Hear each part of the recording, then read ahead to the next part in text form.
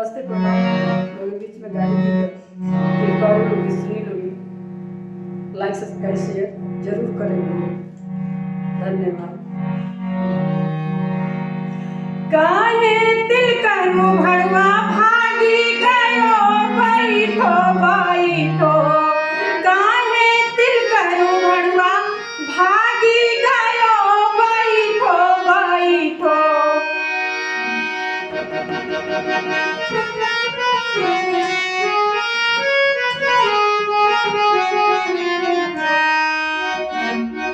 अपना दीदिया के साटा लिखा के जइयो बैठो बैठो, अपना दीदी के साटा लिखा के जइयो बैठो बैठो।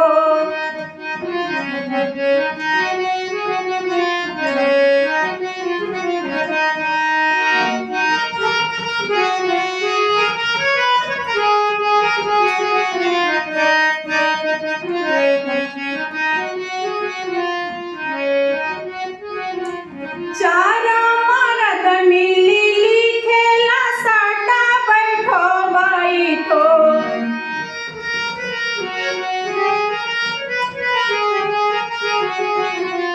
चारा मरद उनके मारेला धाका बैठो बैठो।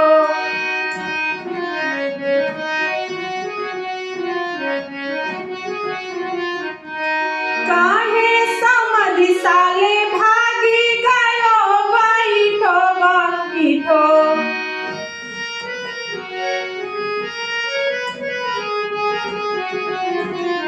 अपना जइया के साटा लिखा के जइयो बैठो बैठो।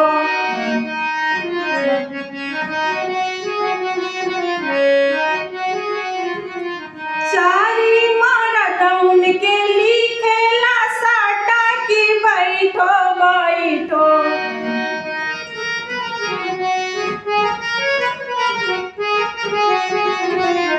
चारी मरद उनके मारेला धाका की बैठो बैठो, चारी मरद